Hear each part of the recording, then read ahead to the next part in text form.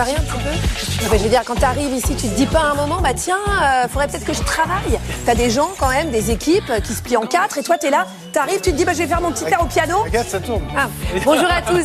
Je suis ravie de vous retrouver ce matin. Non, bel et bien, avec le merveilleux et excellent André Manoukian, travailleur également. Oui. Ça va mon Dédé? Oui, très bien. Moi, je suis un jazzman, j'improvise. Voilà un bel exemple de notre sujet du jour, le connard. Vous voulez dire que je suis un connard? Ou la connarde. Alors, on a bien essayé de l'appeler autrement, gougnafier, malotru, mufle, mais aucun de ces mots de la langue française ne désigne mieux cette personnalité toxique dont je vous donne la définition.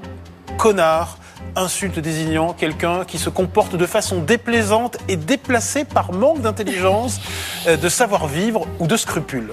Et d'ailleurs, nous avons des images de ce spécimen en activité, sans gêne, manipulateur, intolérant, agressif, souvent désagréable, égoïste aussi, narcissique et la plupart du temps de sexe masculin. Bisous. Il représente une menace pour notre santé mentale et notre bien-être. Et ça, c'est vrai.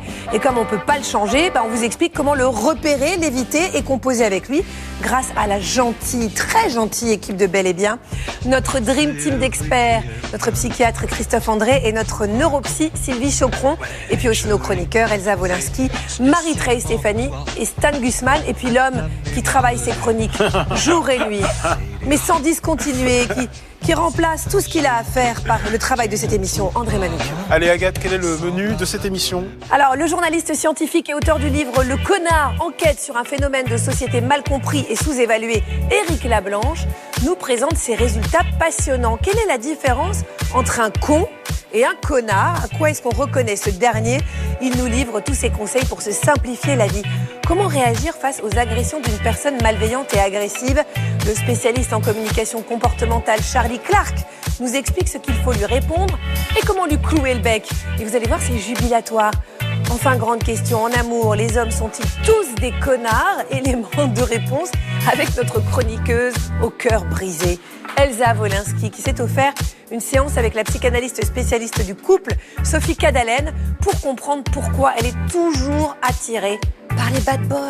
Est-ce que c'est parce qu'on se perçoit mal qu'on va avec des hommes comme ça? S'il y a au fond de soi la conviction, un mythe bien inscrit qui nous dit tu ne vaux rien, tu ne vaux pas grand-chose, comment veux-tu qu'on t'aime, comment veux-tu qu'on te respecte, sûr. Oui. Donc là, il y a dans notre rapport à nous-mêmes quelque chose à changer pour soi. C'est pas l'autre qui peut changer ça.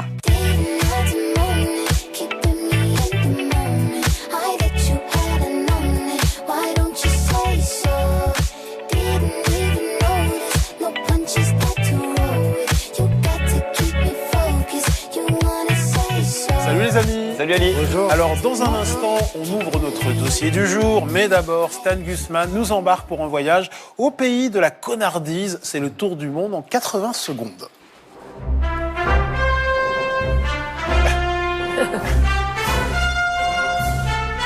Oui, 80 secondes d'image internationale pour vous parler de cette espèce en voie d'extinction qui pullule aux quatre coins de la planète et qu'on appelle El Conardo. Et pour cela, direction le pays qui les fabrique en batterie. Je parle des États-Unis.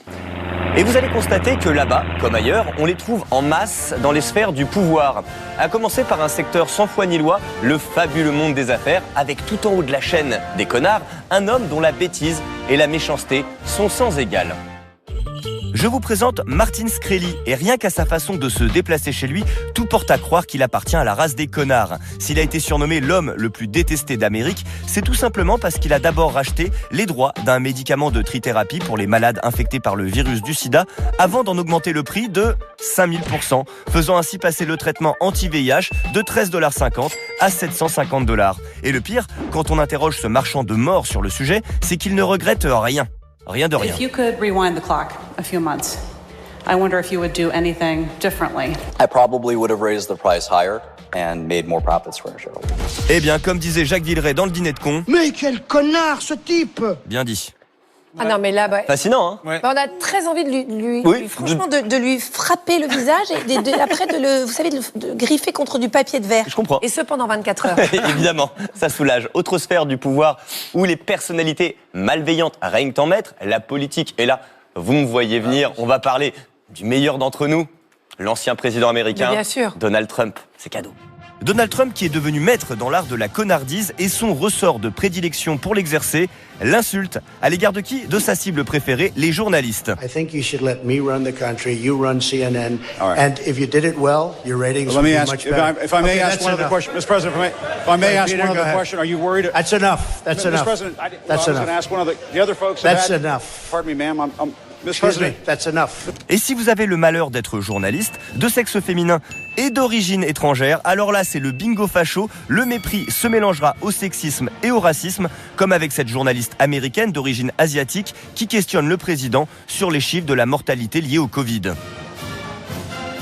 Why is this a global competition to you if every day Americans are still losing their lives and we're still seeing more cases every day? Maybe that's a question you should ask China. Don't ask me, ask China that question, okay? Sir, why are you saying that to me specifically? Alors vous allez me dire que ce sujet est à charge contre Donald, et c'est vrai car il est parfois capable de grands actes d'humanité, comme ici où il jette aux rescapés de l'ouragan Maria des rouleaux de PQ. Regardez avec quelle générosité il envoie ça à la foule, tel César donnant du pain à la plèbe. Tiens le gueux, va te torcher le cul avec, you're welcome. Voilà. Ah, ça tend un bon matin. Hein. Oh là là. Enfin, dans la catégorie des connards qui ont du pouvoir, je demande les stars qui, bien souvent, sont sans gêne et se croient tout permis. Alors, je parle pas des caprices de divas comme Mariah Carey, par exemple, qui exige d'avoir un assistant personnel pour la débarrasser de ses chewing-gums usagés. Non, là, je vois plus haut et je parle des comportements de connards 5 étoiles, des rockstars qui détruisent leur chambre d'hôtel pour le plaisir. Mention spéciale à Keith Moon, le batteur du groupe The Who. Keith Moon, qui non content d'avoir jeté une voiture dans la piscine de son hôtel, se vante en direct à la télé américaine en 1977 d'avoir mis entre autres des piranhas dans la baignoire de sa chambre. C'est marrant, non? Mais son plus grand fait d'armes en matière de connardise reste celui-ci qu'il raconte tout guilleret face caméra. And I phoned up my own personal boys and said, what we're going to do is to pick up this 2-ton waterbed, 2 tons of water, put it in the lift, send it up 2 floors, and when the lift doors open on the 9th floor, the thing is just going to come out and explode, right? And all of a sudden the thing burst. And I was sitting there, the water came up to there in the room. And next thing, the water went shoom, and the ceiling in the room below had given way. And then that went through, and the ceiling in the room below Hilarant. Et le pire, c'est qu'il en fait un fonds de commerce en reproduisant en plateau une destruction de chambre d'hôtel avec le concours de l'animateur amusé. Short out the entire building as a complete discourtesy to the other people. Television sets into the swimming pool. Let me help you with that, Keith. Right out the window. You take the final toss, buddy. He knows an opportunity when he sees it, and I think he's going to go right in there. What a master, ladies and gentlemen. This guy. Là, Stan, c'est plus un con qu'un connard, comme me le faisait remarquer. Alors, oui, on va en reparler, on fera des définitions bien claires, voilà. Mais bon, là, ça paraît... On est entre les deux, il y a un peu des deux. Christophe, quand on s'intéresse aux artistes, aux hommes d'affaires, aux politiques, on se demande s'il n'est pas plus facile d'être un connard quand on a du pouvoir. Et d'une façon, est-ce qu'il y a des métiers qui sont un refuge pour ce genre de spécimens et qui leur permettent d'exprimer toute leur créativité, leur personnalité? Si, évidemment, il y a un rapport avec le pouvoir. Alors, si vous permettez, moi, je suis assez mal à l'aise en tant que psychiatre avec ce terme de connard. Donc, j'essaie toujours de rattacher ça à notre façon de voir les problèmes de personnalité. Ce que vous décrivez comme connard, c'est ce qu'on appellerait, nous, un peu, en partie, les personnalités narcissiques. C'est très bien montré dans vos images. C'est-à-dire, la personne narcissique s'estime supérieure aux autres. Elle les infériorise assez joyeusement. Elle pense que, comme elle est supérieure, elle a davantage de droits. Elle a le droit de parler davantage que les autres, de rouler plus vite, puisque son temps est plus précieux, de les dépasser dans les files d'attente, etc. Elle les instrumentalise volontiers. Les autres lui servent à atteindre ses objectifs. Donc, souvent, les narcissiques sont des connards, voilà, pour accepter d'utiliser le terme. Après, la question du pouvoir, elle est vraiment intéressante, parce qu'effectivement, le pouvoir... Pour ces personnes, ça leur donne un sentiment de supériorité. En réalité, le pouvoir ne témoigne pas d'une quelconque supériorité que ce soit, ça témoigne juste d'une habileté à conquérir le pouvoir, et on n'est pas supérieur parce qu'on a le pouvoir, mais on peut emmerder davantage de monde. Ce qu'oublient souvent les personnes dont la dénomination commence par la lettre C, c'est que le pouvoir donne beaucoup d'avantages, mais aussi des obligations. Et au fond, le diagnostic d'un connard, c'est quelqu'un qui savoure les avantages du pouvoir, mais qui ne veut à aucun moment s'encombrer des obligations. Respecter les autres, les écouter, accueillir leurs critiques, leurs remarques éventuellement. Troisième point par rapport à ces histoires de pouvoir, le seul remède, c'est de contrer très vite l'extension du domaine d'action des connards. Sinon, on voit après jusqu'où ils peuvent monter, président des États-Unis, etc. Merci beaucoup, Stan. Il est temps maintenant d'ouvrir notre dossier du jour.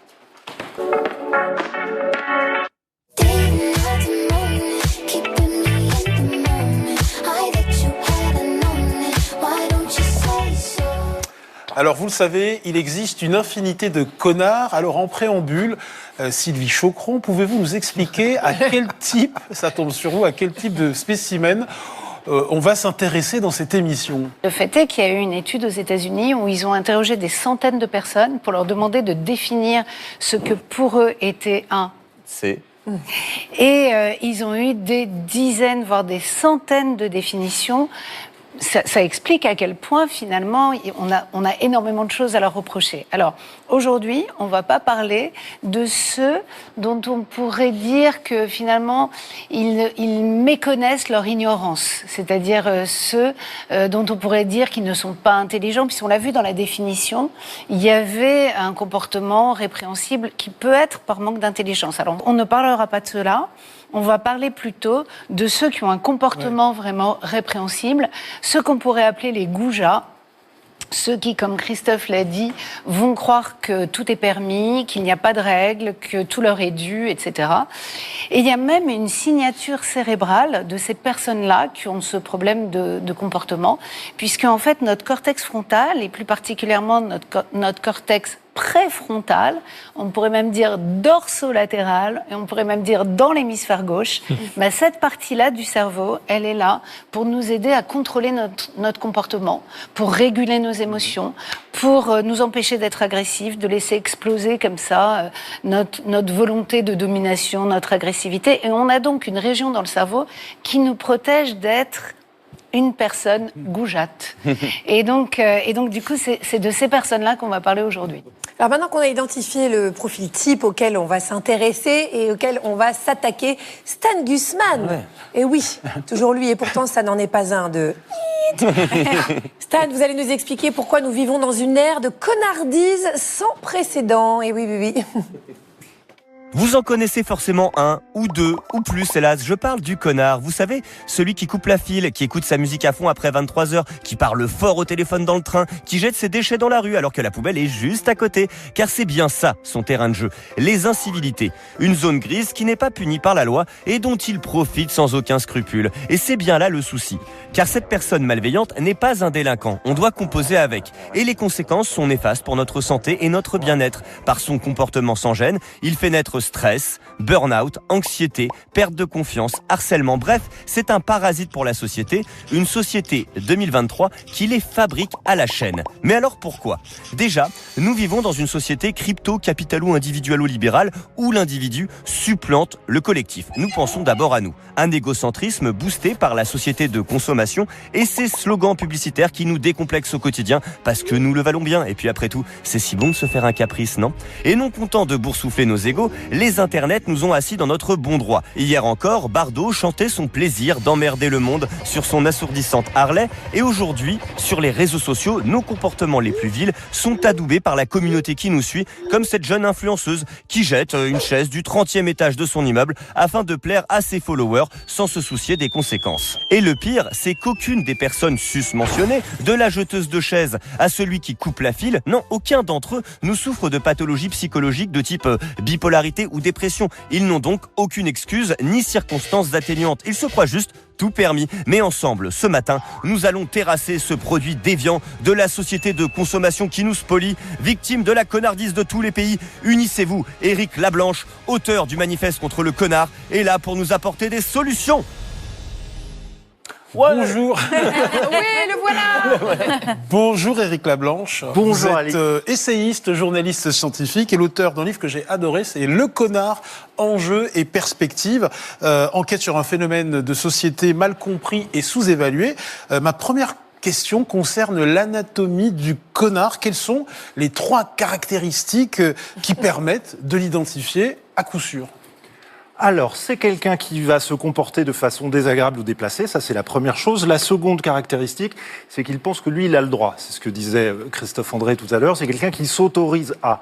Et s'autorisant à, il va, sortir une 3e caractéristique, c'est que il va être imperméable à la critique. Vous pouvez toujours essayer de contrôler, de critiquer un connard, et de lui demander des excuses. Vous verrez, ça ne marche pas du tout. Puisqu'on parle de ce virus, donc de la connardisme, on devrait dire d'ailleurs le virus de la connardite, est-ce que c'est contagieux ? Est-ce que c'est héréditaire ? Est-ce que ça relève de l'inné ? Est-ce que si on a des parents qui sont de bons comites, on est forcément une ou un connard ?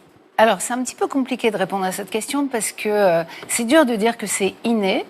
Parce qu'au contraire, on sait que les enfants, tout petits, dès 4-5 mois, si vous leur montrez une vidéo avec 2 personnages qui cèdent pour monter une côte, ou au contraire, le personnage qui est derrière, qui empêche celui qui est devant de monter la côte, ils vont vouloir regarder ceux qui cèdent. Donc, ils ont déjà un détecteur de malveillance à 4-5 mois.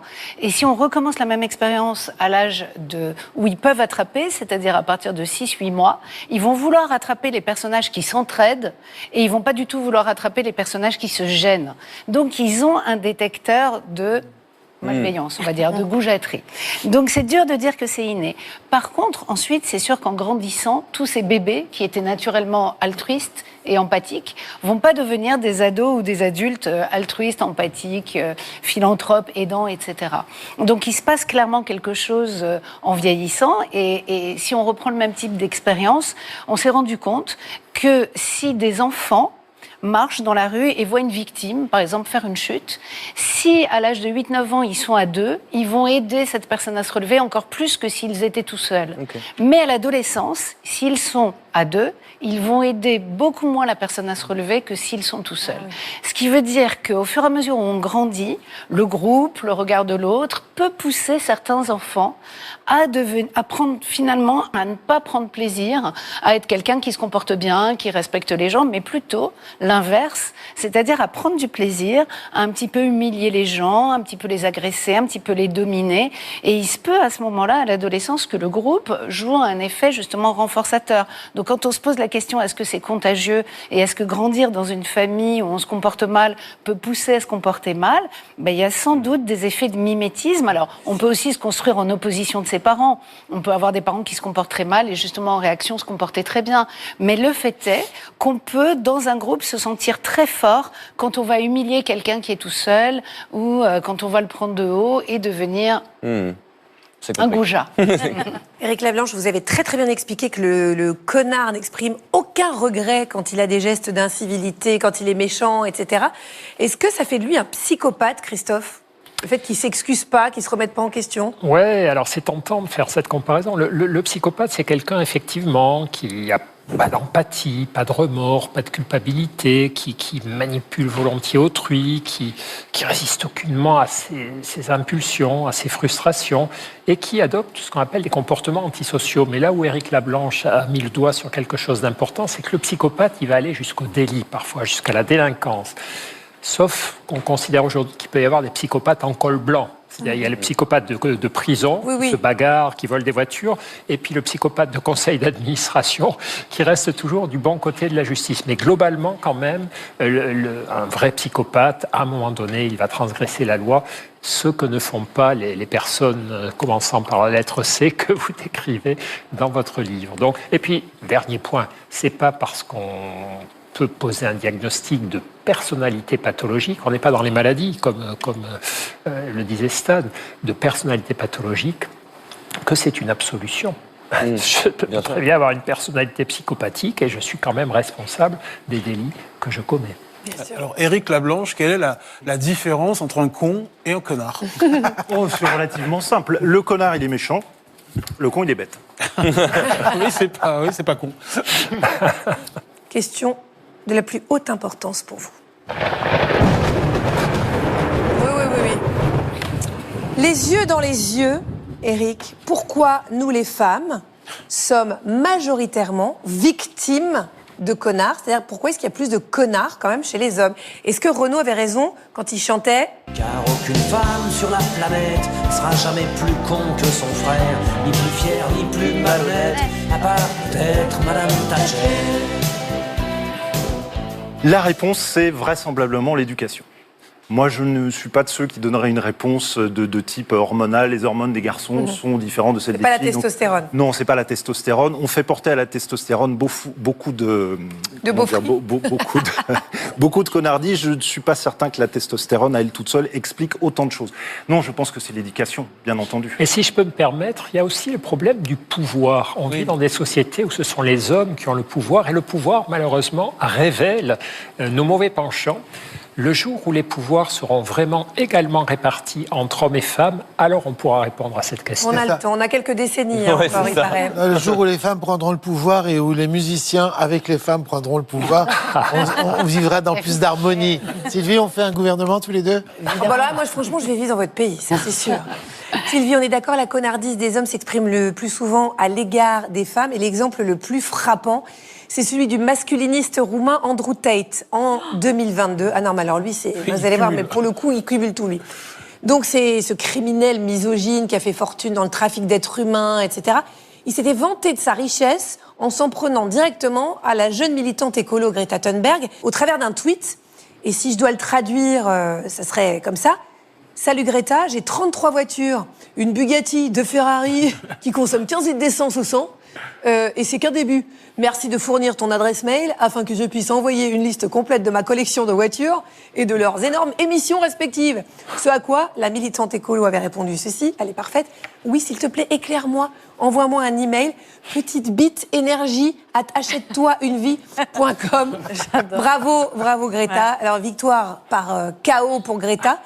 Entre parenthèses, franchement, oui, on est sur le service public, mais exceptionnellement, on a le droit de dire tous ces mots horribles. Donc bravo à Greta qui met en lumière ce que je vous disais, c'est-à-dire que la connardise des hommes vise la plupart du temps des femmes. Pourquoi, Sylvie ?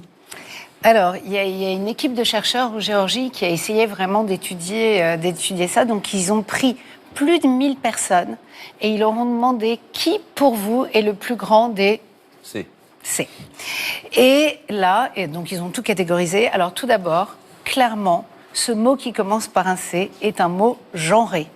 Et donc, dans plus de 80% des cas, les personnes désignées étaient des hommes. Donc, c'est pas un mythe. Il y a vraiment plus d'hommes que de femmes. Je vois Éric Lablanche qui confirme, qui acquiesce. Et donc, on sait, on l'a dit, les principales caractéristiques de ces personnes-là, c'est l'égocentrisme, l'agressivité et la manipulation. Mais évidemment, il y a un rôle sociétal très important parce qu'il est ancré dans la société, et Christophe l'a dit, que les hommes ont le pouvoir, sont dominateurs, et évidemment sur qui s'exerce le pouvoir des hommes, sur les femmes. Effectivement, le plus souvent, ce sont les femmes qui en sont victimes, parce que aussi dans le domaine des relations amoureuses, on est dans une zone grise.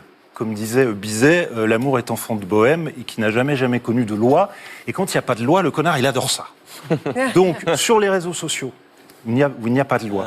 Dans les relations amoureuses, là, il va pouvoir s'en donner à cœur joie, il va pouvoir tromper, il va pouvoir mentir, il va pouvoir sadiser ses partenaires. C'est pour lui, j'ai envie de dire, un espace d'expression extraordinaire. Et effectivement, la plupart des connards, de point de vue statistique, étant hétérosexuels, c'est sur les femmes que ça retombe. Dans un instant, on va vous donner toutes les solutions pour faire taire le connard et le tenir à bonne distance. Mais d'abord, on va s'intéresser à toutes ces situations où sa méchanceté est exacerbée avec notre journaliste Sarah Kadour qui a demandé aux Français dans quelle situation les connards se révèlent au grand jour. Pour vous, c'est quoi un connard ou une connasse ? Pour moi, c'est une personne qui est très clairement égoïste et qui va faire passer, on va dire, du coup, tous ses intérêts avant l'autre personne et qui n'a pas d'empathie. Quelqu'un qui ne vous écoute pas, quelqu'un qui n'entend pas ce que vous dites. Dans la vie professionnelle, comme dans la vie perso, nous connaissons tous une personne du genre. C'est qui, vous, la personne que vous connaissez qui est un peu comme ça ? Ouais, moi, j'en ai quelques-uns. C'est un peu la bambèche de la classe. C'est celle qui prend tout le monde de haut. Les ex, tous des connards. Listez-moi quelques attitudes de connards en société qui vous insupportent. Les gens qui laissent pas descendre du métro. Eux, ils se collent tous entre eux. Ils se battent pour une place. Alors je suis désolé, on est à Paris, mais le feu n'est pas encore passé au vert que les klaxons retentissent déjà. Désolé, mais pour moi, ça, voilà. Ceux qui vous rabaissent devant les autres. Les gens d'un certain âge, je trouve qu'ils n'ont pas trop de respect pour les jeunes. Pour vous, dans quel métier il y a le plus de connards et pourquoi? Les métiers financiers. Je suis courtier, donc voilà. Vous en êtes? Dans le commerce, dans les bars, tout ça. Je pense que ce seraient les gens qui sont livreurs, livreuses. Et souvent, les patrons hommes sont bien limites avec les femmes et puis même ils les considèrent moins, ils les prennent un petit peu pour des débiles, quoi. Eh bien, à moi de me mettre dans la peau de la journaliste cruelle et sans scrupules, et il faut dire que j'y prends un malin plaisir, jugez plutôt. Racontez-moi la fois où vous avez été le plus blessé par l'attitude d'un ou d'une connasse. Une fille que j'estimais beaucoup, en fait, du coup, a pas été loyale, on va dire, genre avec moi, en fait, à un moment donné. Alors... On va couper, on va la refaire. Il faut faire plus pleurer le téléspectateur. Okay. Là, au début, t'étais bien, et là, je te sens un peu mou. Voilà, n'hésite pas à rentrer dedans, parce que ils vont zapper, ça va pas leur donner envie. La fois où on vous a fait le plus de mal, c'était quand? C'était une fois, en fait, où, il y avait... Toi les yeux. Ok. C'était à l'époque où il y avait une fille que j'estimais beaucoup dans mon entourage. Ah non, laisse tomber l'anecdote, elle est nulle, ouais, elle est nulle. Je pense, c'est qu'on m'ait menti sur l'identité. Non, trop long. On la refait. C'est parti. On m'a menti sur l'identité de quelqu'un. Plus rapide. Il ne s'appelait pas de cette manière, il changeait d'âge, c'était quelqu'un d'autre. Et je l'ai appris après. Donc par contre, plus d'émotion, vraiment. Je l'ai appris, ça m'a fait... Je l'ai appris après, ça m'a face caméra. Ça m'a fait un peu du mal, quoi, mais honnêtement... Bon, c'est nul. Quoi? Je rigole. Oh là. Je sais pas, c'est pas vous en antenne. Je suis incapable de faire ça. J'admire beaucoup Sarah. Sarah, vraiment bravo. On va revenir maintenant sur ce qu'on appelle les paroxysmes du connard. Donc là, on monte d'un étage. Ce sont les situations où ces personnalités malveillantes montrent leur vrai visage, à commencer par le boulot. Et à ce sujet, Robert Sutton, qui est professeur en sciences à l'université de Stanford, a établi la liste des 12 vacheries pour reconnaître un connard au travail. Alors pensez à votre collègue, parce que je vais les lister. Les voici. Votre boss ou votre collègue lance des insultes personnelles. Il impose des contacts physiques inappropriés. Il envahit votre espace. Il profère des menaces. Il pratique l'intimidation. Il dissimule des propos vexatoires sous des plaisanteries sarcastiques. Il vous envoie des emails cinglants aussi. Il critique votre statut social ou professionnel. Il vous humilie en public. Il vous coupe grossièrement la parole. Il porte des attaques hypocrites. Il vous jette des mauvais regards et vous traite comme si vous étiez invisible. C'est bon, vous avez reconnu un collaborateur? Non, nous, chez Bel et Bien, on n'en a pas, on parle de bien-être. Ils sont filtrés et engagés pour ça, mais j'imagine que ça a dû vous parler, vous qui êtes chez vous. Bref, Christophe, pourquoi le connard, donc j'ai dit dans ce lancement 60 fois ce mot, pourquoi est-ce qu'il se révèle au boulot? Au travail, l'environnement professionnel cumule tout un tas de facteurs de risque, comme on dit en médecine. D'abord, on passe beaucoup de temps ensemble. C'est un milieu où il y a des enjeux de pouvoir, des concurrences. C'est un milieu où il y a du stress, des tensions, où on se fixe sur des objectifs et il ne faut pas qu'on nous empêche de les atteindre. Et on veut souvent que les autres fassent plus de travail que nous, etc. Et puis surtout, c'est un milieu où certains ont le pouvoir sur les autres. Ça s'appelle la hiérarchie. Et c'est un milieu où d'autres n'ont pas le pouvoir de se rebeller, de se rebiffer, parce que ils veulent pas perdre leur travail. Donc tout ça, ce mauvais cocktail fait que, effectivement, quand un connard débarque dans un environnement semblable, il peut faire beaucoup de dégâts s'il n'est pas contré tout de suite par le système. Une autre situation où le connard se révèle dans toute sa splendeur, la voiture. Et encore une fois, c'est notre très dévouée Sarah Cadour qui en a fait l'amère expérience dans les rues embouteillées de Paris. Pour cette expérience au volant dans les rues de Paris, j'ai simulé l'attente d'un ami en bas de chez lui en double fil et au bout de 30 secondes à peine, concert de klaxon et je me fais remonter les bretelles. Mais passe. Mais je te vois pas. Ouais, sors, il y a des voitures derrière moi qui perdent patience, là. Mais t'es où? Oui, mais 2 secondes. Mais t'es où? Il y a les voitures derrière. Il y a les voitures derrière. Vous bloquez toutes les voitures, toute la rue. Mettez-vous en warning, avancez, rentrez dans le... Viens s'il te plaît, il y a toutes les voitures derrière là. Mais même, vous le retrouvez là-bas, mais là, tout le monde. Vous le croyez parti? Eh bien non, le revoilà. Non, vous me faites peur, oui. Vous bloquez tout le monde, les gens, ils ont autre chose à faire. Non, mais je les connais, ils verbalisent, il y a des caméras, donc moi je préfère pas, je préfère l'attendre là. 2, 3, 4, 5, 6, 7, 8, 9, 10. Arrive s'il te plaît, il y a 10 voitures de bloquées. Là vraiment, il faut bouger, là, vous embêtez tout le monde avec les klaxons. Et à peine s'en est-il allé qu'un autre piéton vient me parler. Et attention, un Parisien peut en cacher un autre. Honte d'embêter le monde. Mais j'attends une amie, monsieur. Ça m'est égal, vous et tout le monde là. Mettez-vous plus loin, mettez-vous sur le trottoir, vous avez du culot. Mais j'ai pas... Mettez-vous en face. Je me mets où du coup? Mettez-vous là, à gauche ou à droite, prenez... Mais j'ai peur qu'on me verbalise. Mais mettez-vous en double fil, vous êtes en plein milieu de la route. Vous allez vous faire débarquer. Ok, pardon. Courage, fuyons.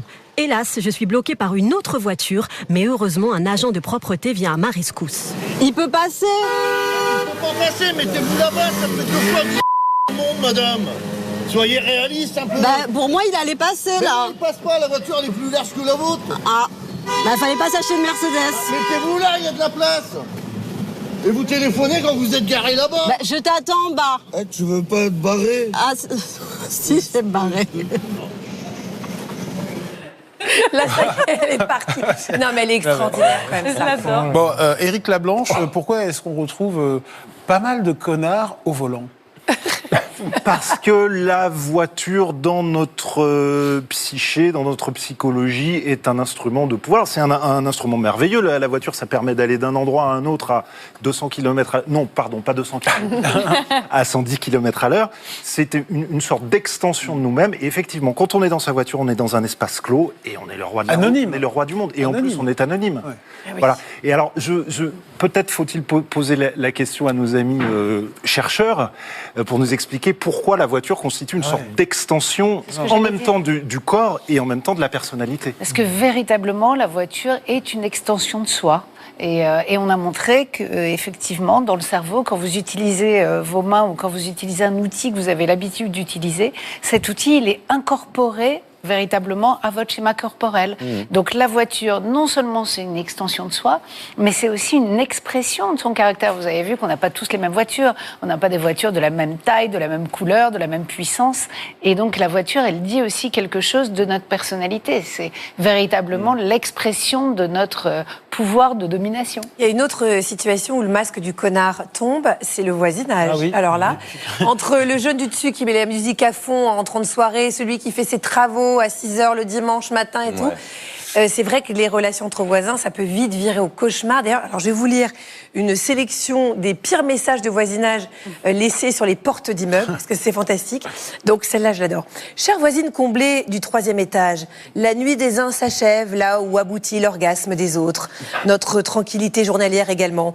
Depuis plusieurs semaines, je me réjouis de votre bonheur. Cependant, pourriez-vous baisser un peu, beaucoup, le volume de votre plaisir afin de me permettre de dormir, manger, vivre tranquille chez moi, à toute fin utile, pétition pour que le mec de la nana du 3e la largue. Enfin, cela dit, c'est drôle. Autre mot, merci aux dindes du 4e étage d'apprendre le respect de ses voisins et de la mettre en sourdine lors de leur prochaine soirée karaoké. Ah ouais, non. Ça, je pense que ça s'adresse à moi. Je dois avouer que je peux être une dinde, moi, que si... Hein, André, faudrait que ça vaut le coup. Hein. Non, vous êtes une muse. Voilà. Les voisins se plaignent pas, moi, quand je chante, hein, bien sûr, on le sait. Et puis, un autre mot que j'adore, les voisins sont priés de vomir chez eux par leur fenêtre. Non, mon Dieu, mais ce qui se passe dans les immeubles.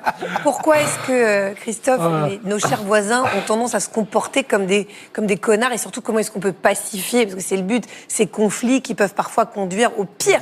C'est des histoires terribles, surtout quand on vit sur le même palier. Quoi. C'est, oui, ou juste en dessous. C'est un cocktail entre le problème du travail et le problème de la voiture. Ce que ça a de commun avec le travail, c'est que ce sont des relations étroites, permanentes et non choisies. On ne choisit pas ses collègues de travail, on ne choisit pas ses voisins.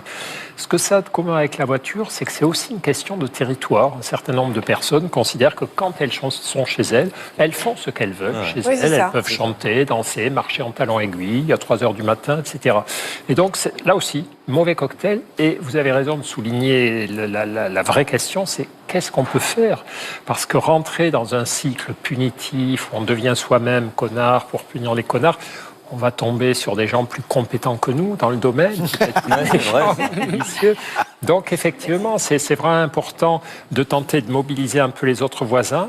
Et puis quand même, une fois de plus, la discussion qu'on a depuis le début, c'est ils ne respectent pas les lois, mais ils savent qu'il peut y avoir une justice et quelque chose qui peut leur attirer des ennuis. Donc, trouver le moyen, avec les autres voisins, avec les syndics, d'intimider quand même un petit peu. C'est le langage du pouvoir, malheureusement, et de la force qui doit parler sans violence, évidemment. Parce que vous avez raison, beaucoup de faits divers se passent, par-delà, et parfois sanglants. Donc, Merci de nous remonter le moral, Christophe.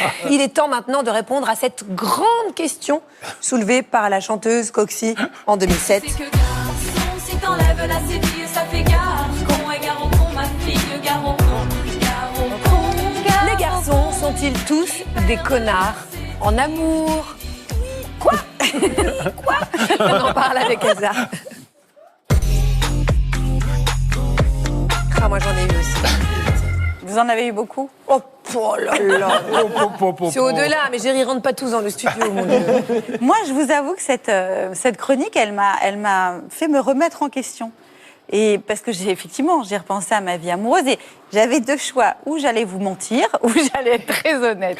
Et en étant effectivement très honnête, ben oui, malheureusement, je suis quand même la plupart du temps tombée sur des connards. Est-ce que c'est de ma faute? Est-ce que c'est pas de ma faute? Pourquoi je vais toujours vers des connards? C'est la question quand même que je me pose en général. Il y a quelque temps, en plus, j'ai rencontré quelqu'un. Là, je vous raconte vraiment ma vie. J'ai rencontré un homme l'année dernière quand je faisais un stage de. Ah, je me souviens de celui-là.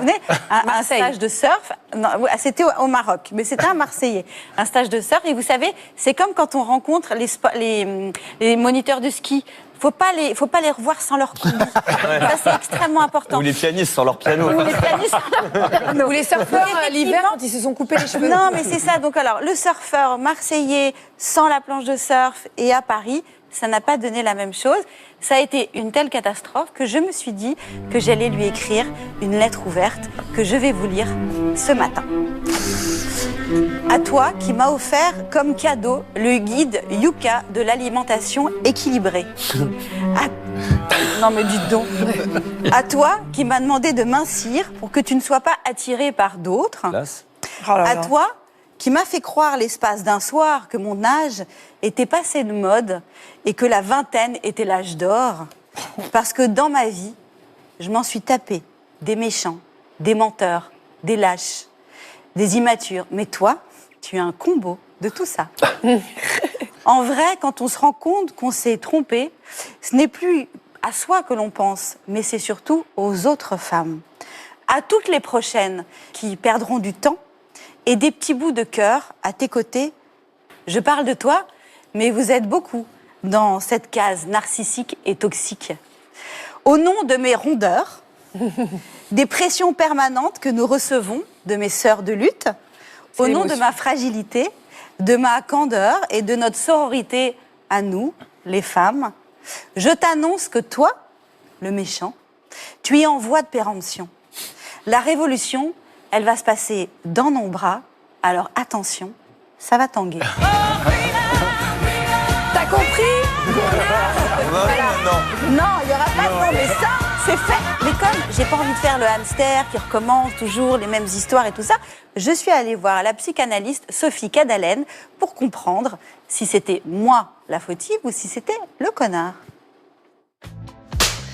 Sophie, bonjour. Bonjour. Qu'est-ce qui fait qu'une femme sympathique, drôle, une femme comme ça, qui ne serait pas moi, irait avec des hommes genre Playboy, Canada Dry, un peu méchants et un peu bêtes? Est-ce que c'est une fatalité dans ma vie? Alors fatalité, non. Une répétition, apparemment. Et faute, j'aime pas le mot faute non plus. Ça suppose que pour le coup, on prend la responsabilité entière du connard rencontré, de l'expérience malheureuse. Non, il y a de l'un, il y a de l'autre. Et effectivement, pour sortir de situations difficiles et douloureuses, la question à un moment donné, qu'est-ce que j'ai été chercher dans cette histoire? Qu'est-ce que ça dit de mon rapport à moi? Des efforts que je crois devoir faire. Et on s'aperçoit souvent que dans les cas comme ça de relations finalement très nocives, au bout du compte, où l'autre nous traite mal, qu'il y a une incapacité en tout cas à poser des frontières, à poser des limites, à dire je ne veux pas ça. Est-ce que c'est parce qu'on se perçoit mal qu'on va avec des hommes comme ça? S'il y a au fond de soi la conviction, un mythe bien inscrit qui nous dit tu ne vaux rien, tu ne vaux pas grand-chose, comment veux-tu qu'on t'aime, comment veux-tu qu'on te respecte, oui. Donc là, il y a dans notre rapport à nous-mêmes quelque chose à changer pour soi. C'est pas l'autre qui peut changer ça.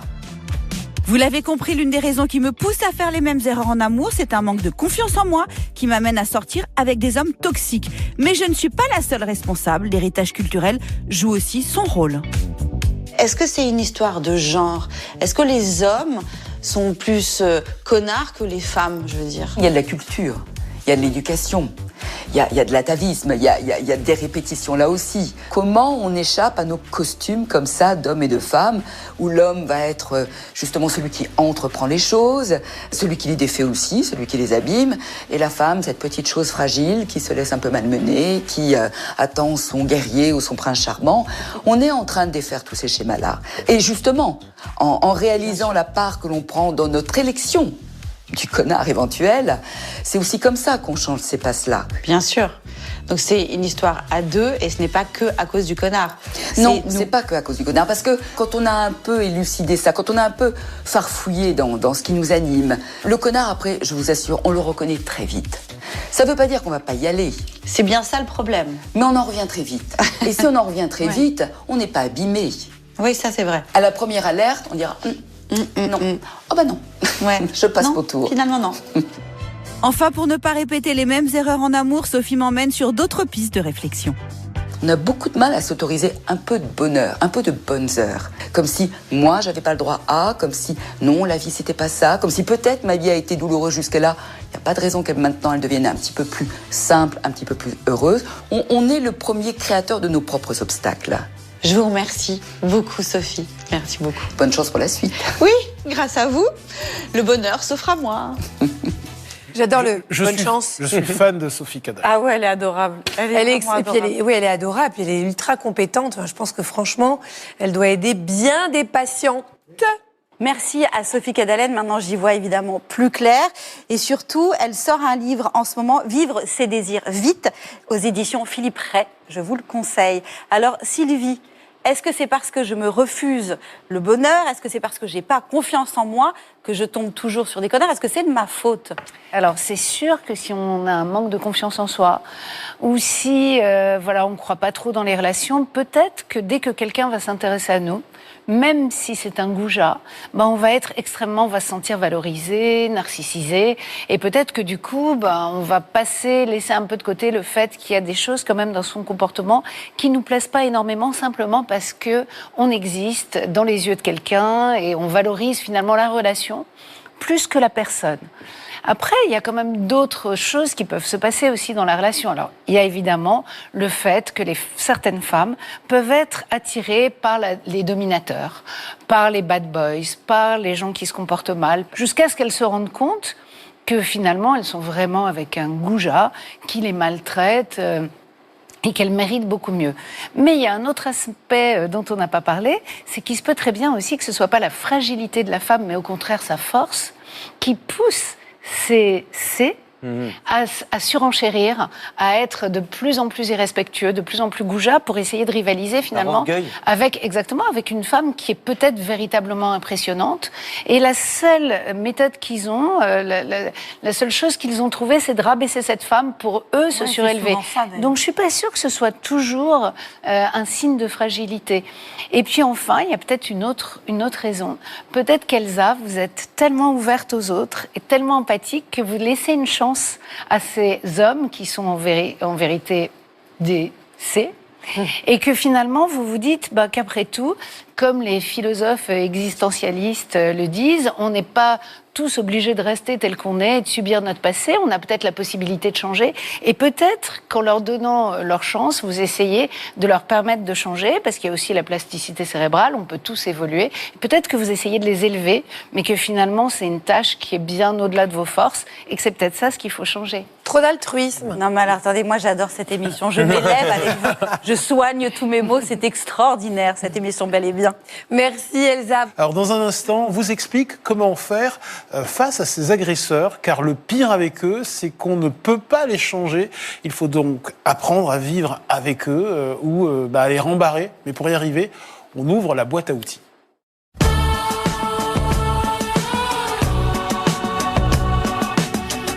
Et pour recueillir tous ces précieux conseils, j'en appelle à Cricri, Sylvoche et Riri les bons tuyaux.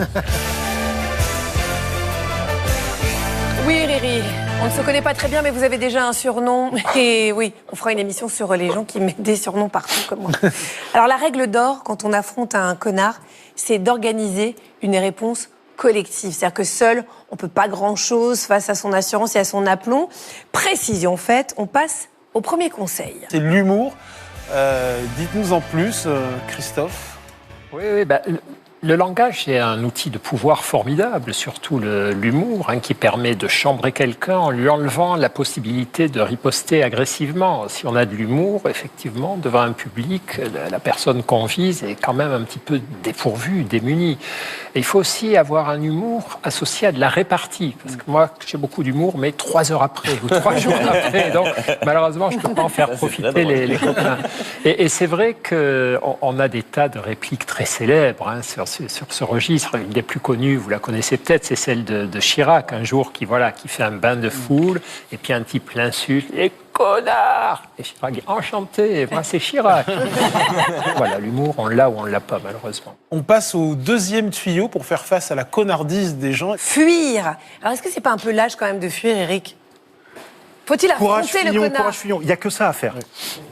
Vous n'êtes pas assistante sociale, vous n'êtes pas éducatrice spécialisée. Quand vous avez un connard face à vous, qui est vraisemblablement un connard depuis plusieurs dizaines d'années, vous n'allez pas commencer à essayer de le déconstruire pour qu'il... Non, vous n'avez pas le temps. Donc moi, malheureusement, le conseil que je donne, c'est si vous avez la possibilité de fuir, faites-le. Je suis un peu d'accord. Et puis en plus, si tout le monde faisait ça, le connard se retrouverait tout seul et il ne pourrait plus nuire. Oui, parce que de toute façon, comme on ne peut pas le changer, autant... Exactement, voilà. C'est exactement ça. Moi, au-delà de tous ces conseils, j'avais une question pour Christophe. Est-ce que le connard s'en sort toujours indemne, ou comme dans les films américains, il finit par le payer tôt ou tard? C'est ce qu'on aimerait. En tout cas, sur Internet, ça laisse à penser que oui, qu'il y aurait une justice sur Terre. On appelle ça le karma, et les vidéos de karma font plein de vues, regardez. On appelle ça le karma, comme ici, où des imbéciles au volant font un concours de vitesse en pleine ville et dépassent une voiture de police. Karma. Nouvel exemple de karma, cet abruti d'automobiliste qui jette par la fenêtre de sa voiture ses déchets pour que l'employé de la ville les ramasse, sauf qu'un homme intervient, récupère la pelle, ramasse les papiers et les renvoie à la figure de son propriétaire. Karma.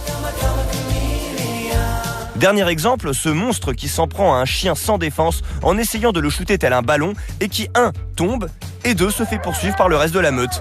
Double karma. Chais. Et oui, c'est ça le karma quand on se comporte comme un connard et que ça finit par nous revenir en pleine figure. Avoue que ça fait plaisir. Alors, est-ce que ça existe le karma, Christophe? Et est-ce que le connard finit par le payer? Alors, le karma, c'est intéressant. Le karma, c'est quoi? C'est une notion hindouiste, bouddhiste, qui dit que notre passé détermine ce qui va nous arriver dans notre futur, notre avenir. Alors, les bouddhistes, les hindouistes pensent même que c'est notre passé des vies antérieures. Mais si on en reste à notre passé personnel, c'est pas si faux que ça. Et pour les connards, donc, oui, ça se paie de 2 façons. D'abord, en général, même s'ils semblent comme ça insensibles aux critiques, etc., il y a souvent un niveau de stress important chez eux parce qu'ils surveillent qu'on continue de les craindre, ou qu'ils continuent d'avoir leurs avantages. Enfin, ils ne sont pas cool. Il faut absolument qu'ils passent devant les autres, qu'ils fassent exactement comme ils veulent. Et ça a un coût émotionnel. Donc, il y a souvent un niveau de stress plus élevé chez eux. On l'a trouvé dans toutes les études chez les narcissiques, par exemple, qui sont leurs cousins psychiatriques. Et puis, il y a quand même, ça se paie aussi sur le plan relationnel. C'est ce que vous disiez tout à l'heure. C'est-à-dire qu'au bout d'un moment, quand même, on n'a plus trop envie de partir en week-end avec eux. On n'a plus trop envie d'aller prendre un café avec eux. On n'a plus tellement envie d'accepter une invitation à dîner chez eux. Et donc, ils se retrouvent entourés soit de gens aussi désagréables qu'eux, soit de personnes totalement soumises, éteintes, qui font tout pour ne pas les contrarier. C'est pas forcément quelque chose de passionnant. Donc, oui, ça se paie. Malheureusement, à notre avis à tous, ça ne se paie pas assez cher et pas assez vite on est par bien rapport d'accord. à ce qu'il mériterait. Mais il y a un semblant de justice. Tout de même à la longue. Merci beaucoup, Éric Lablanche, d'être venu. Je recommande vraiment votre livre « Connard, enjeux et perspectives, enquête sur un phénomène de société mal compris et sous-évalué ». Et c'est publié aux éditions Michel Lafon. À très bientôt, Éric Lablanche. À bientôt, Éric. Merci. Je suis sûr que vous êtes déjà dit ça après avoir été agressé par un connard en société face auquel vous êtes resté sans voix. Mais rassurez-vous, cela ne vous arrivera plus grâce à ce cours de rhétorique dispensé par le spécialiste en communication comportementale Charlie Clark, que notre journaliste Marianne Moing a rencontré. Bonjour Charlie. Bonjour Marianne. Alors j'ai besoin de toutes vos lumières Avec plaisir. aujourd'hui. Comment faire pour communiquer face à un connard? La première chose, c'est qu'il ne faut pas se fixer des objectifs qui sont inatteignables.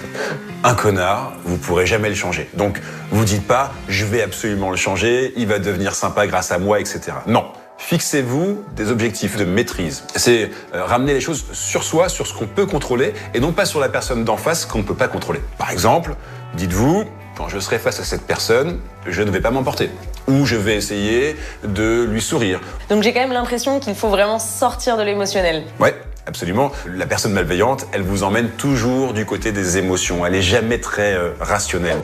Pour dépassionner le débat, Charlie nous conseille la méthode RCP. Explication. Le R, c'est repérer l'attaque. Le C, casser l'attaque. Et le P, vous prenez l'ascendant.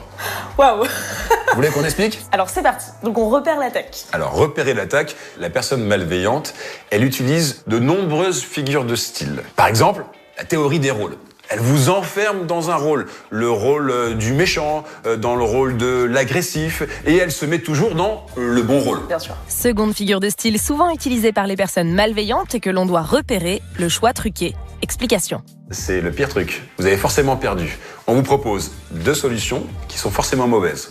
Marianne, si vous dites ça, c'est que soit que vous êtes incompétente, soit que vous êtes malhonnête. Donc vous voyez, il faut connaître ces figures, il faut les repérer. C'est le R de la méthode. Seconde étape, le C pour casser. Casser la méthode. Qu'est-ce qu'on casse? On casse cette dynamique en la dénonçant. En montrant à l'autre que j'ai compris son attaque, je me protège de cette dernière et je désarme mon adversaire. Donc par exemple, vous me dites, voilà Marianne, tout le monde dit que vous êtes incompétente, qu'est-ce que je fais? Là, on est en train d'utiliser une attaque qui s'appelle la loi de la majorité. C'est faire appel au on dit, on englobe tout le monde avec soi pour se renforcer dans son argument. Donc il faut l'identifier, vous l'avez identifié, vous le dénoncez. Dans ce cas de figure, je réponds simplement à mon interlocuteur. Mais qu'entends-tu par tout le monde? La personne qui est en face, elle est désarçonnée. Bien sûr. Et donc ça, c'est la deuxième étape. Vous avez cassé l'attaque. Ok, troisième étape, le P, prendre le contrôle, c'est ça? Prendre le contrôle. Alors on prend le contrôle de quoi? Et Alors, comment, on prend le surtout contrôle de la situation avec des faits. Toutes les attaques qu'on a nommées, elles sont toujours sur l'opinion, sur le sentiment, sur l'émotion. Sur les faits, il n'y a pas d'émotion. Et donc, dans votre exemple précis, quand vous m'avez dit tout le monde, non, tout le monde, moi je ne sais pas ce que ça veut dire tout le monde, ne serait-ce qu'hier, j'ai reçu un mail charmant d'Ali, j'ai reçu 3 SMS d'Agathe me disant qu'ils étaient ravis du dernier reportage. Ça, c'est un fait.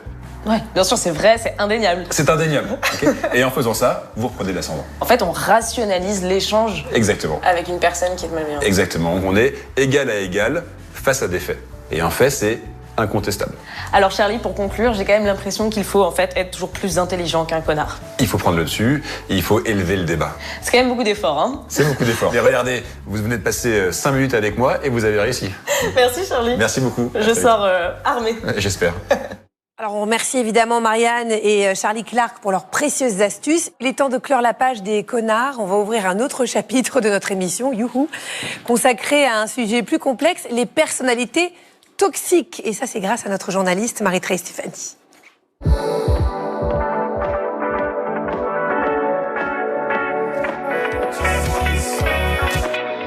Bonjour Marie. Bonjour Marie. Pas du tout toxique Marie. Ah non, c'est sympa. C'est la bienveillance incarnée, notre chère Marie. Merci. Aujourd'hui, j'ai rencontré une femme qui a longtemps pensé qu'elle était entourée de personnes malveillantes, mais à force d'enchaîner les relations houleuses, cette jeune femme est arrivée au moment fatidique de la remise en question. Remise en question qui est souvent un attrait plutôt féminin. Vous en conviendrez. Elle va alors découvrir que la personne toxique, c'est peut-être bien elle. Alors, quels sont les mécanismes qui font de nous des personnes toxiques? Comment se défaire de comportements néfastes pour les autres et pour soi? C'est ce que je suis allée demander à Christine Béroux, autrice et humoriste. Bonjour Christine. Bonjour Marie. Christine Béroux a écrit le livre Le jour où j'ai réalisé que la personne toxique, c'était moi. Mais en quoi était-elle toxique? En fait, j'étais une personne toxique parce que j'essayais toujours de créer du chaos. Le chaos m'apportait tout ce dont j'avais besoin, c'est-à-dire des excuses pour me plaindre, pour ne jamais trouver de solution. Et où que j'aille, j'essayais de redevenir une victime. Donc ça voulait dire me fâcher avec des gens, ça voulait dire essayer de ne pas résoudre les problèmes, ça voulait dire de voir ce qui va pas plutôt de voir ce qui va. Et puis de jamais être dans un état d'esprit comment dirais-je, d'arranger les choses. Vous dites avoir été une personne toxique. Expliquez-nous à quoi ressemblaient vos relations. C'était très insidieux. C'est-à-dire, par exemple, aller dans une soirée et ne parler que de mes problèmes. Donc foutre en l'air la soirée. C'est aussi grossir les affronts. Il y a beaucoup de narcissisme chez la personne toxique. C'est-à-dire, par exemple, si la personne fait un truc sans vous en parler alors que ça vous aurait plu de faire ça avec elle, ça va devenir un drame. C'est-à-dire que tout d'un coup, c'est Sarah Bernard qui parle. Comment tu as pu me faire ça, enfin?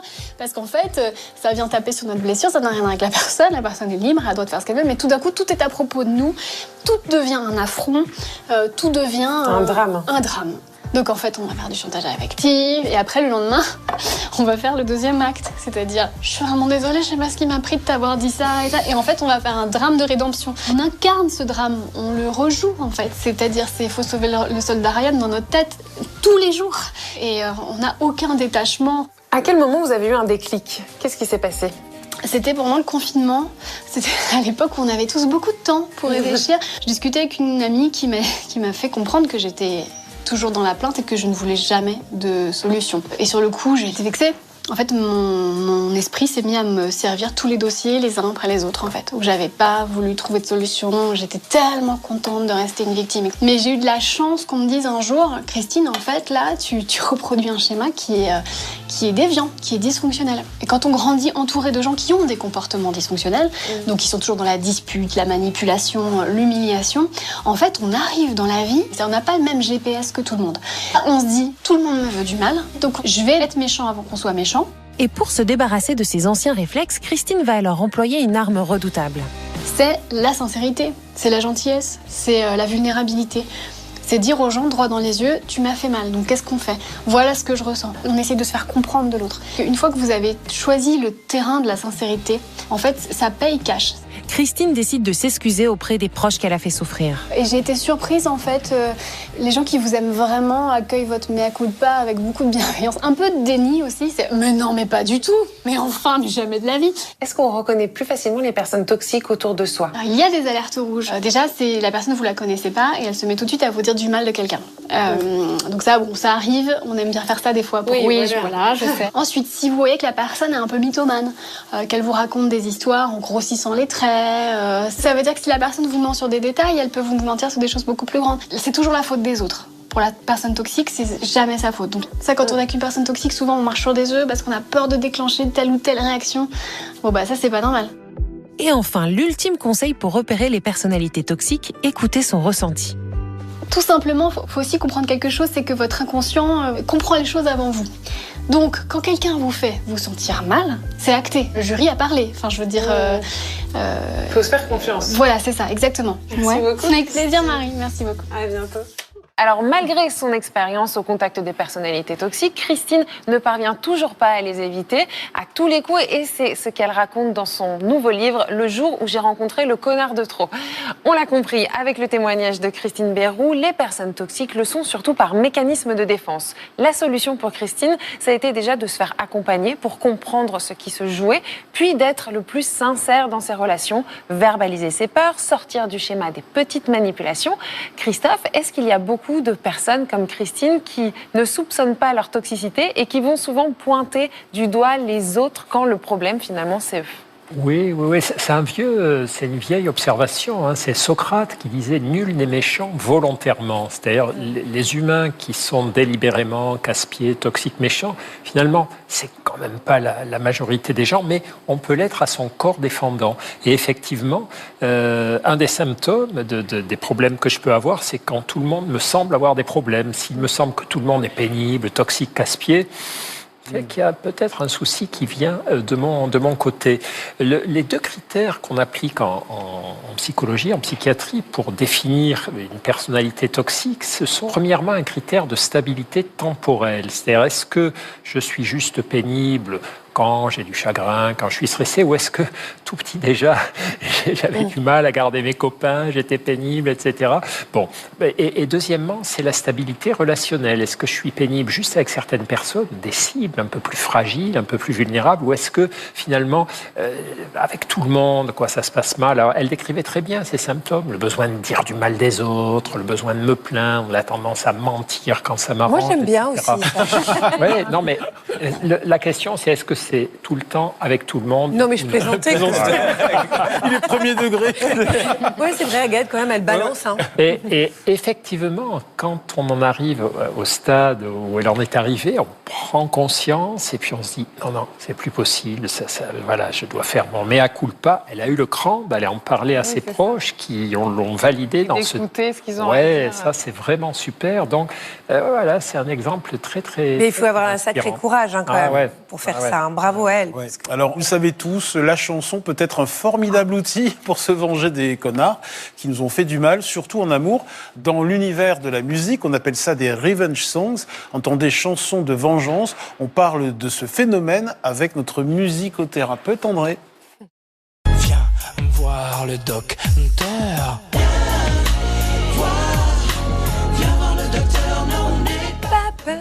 Bon, les revenge songs, donc les chansons de vengeance, ça existe depuis très très longtemps. Mais celle qu'il a remis au goût du jour récemment, c'est Miley Cyrus avec sa chanson Flower. Est-ce que vous pouvez nous expliquer, André, l'histoire de ce titre ? Alors, il s'agit d'un morceau adressé à son ex, c'est l'acteur Liam Hemsworth. Alors, la vengeance est un plat qui se mange froid. Elle a choisi de sortir le titre le 13 janvier, et c'est le jour de son anniversaire, à son ex, ok ? Donc, c'est son cadeau d'anniv. Ensuite, les paroles de la chanson répondent directement à la chanson qu'avait choisie son ex pour la séduire. C'était une chanson de Bruno Mars. Vous avez compris ? Donc, oui. Là, il y a renversement total de situation. Regardez, je vous ai fait un petit comparatif.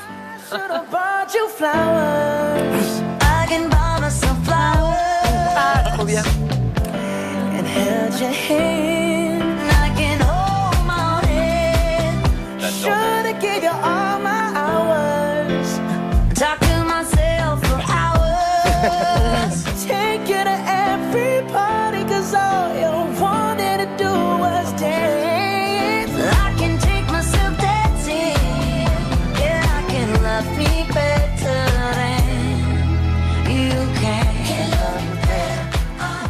Trop fort. Et en plus, la chanson est top, il faut le dire. La chanson est top et surtout, j'allais dire, c'est quelqu'un qui exulte au lieu de se sentir en position de faiblesse. Tout d'un coup, voilà. Puis en plus, elle est belle. Elle est belle. Et puis elle dit, j'ai On va faire ça, Elsa. Ouais, on est capable de souffrir des fleurs. Ouais, on s'aime plus que nous aime. André, ce n'est pas la seule revenge song de l'histoire. Vous allez nous en faire deviner quelques-unes. Allez, la première. Léo. Ah oui. On n'est pas le mais non, il fallait pas commencer. Voilà. Elle s'adresse à son ex-petite amie qui la trompe depuis 6 mois avec sa meilleure amie qui cherche à la reconquérir. Le message est clair, oublie-moi si je te croise, je te tords le cou, espèce de connard.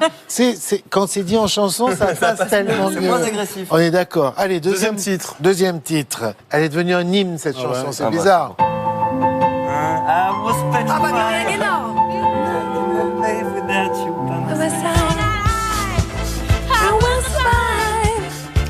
Ouais, on va s'en sortir. Ouais. Mais c'est vrai que quand même, en amour, il y a toujours un jour, je sais pas si vous avez remarqué, où on en rigole. Alors que c'est un vrai deuil à la base. Ouais, c'est ça. Non, ça prend du temps, mais il y a toujours un moment où on en fait un sketch quand même. Normalement. C'est fou. Alors moi j'ai eu quand même une psy un peu énergéticienne qui m'a donné un plan, c'est pas mal. Elle m'a dit, la personne qui t'a laissé est partie avec toute ton énergie, tu avais l'habitude de lui donner. Appelle-la pour lui dire que tu la récupères. J'ai fait allô, oui, comment ça va? Juste, t'es parti avec mon énergie, je la récupère. Salut, j'ai raccroché et j'étais en pleine forme, je vous jure. Ça, c'est un conseil qui est génial. Quel chaman, ce Dédé. Et l'autre, elle a dû dire quoi? J'ai bien fait. Merci beaucoup, merci André, merci à tous de nous avoir suivis ce matin. Non mais les bien, Ali, on vous retrouve et il y a la même bonne humeur à 10h05 tous les matins sur France Inter pour votre émission Grand Bien vous fasse. Et la même bonne humeur également dans la maison des maternelles, tous les jours à 9h30 sur France 2. Avec, je peux vous dire qu'il n'y a personne dont la qualité principale est de commencer par C. Croyez-moi, rendez-vous la semaine prochaine, même heure, même jour, même équipe, même chaîne. Et d'ici là, portez-vous bien, prenez soin.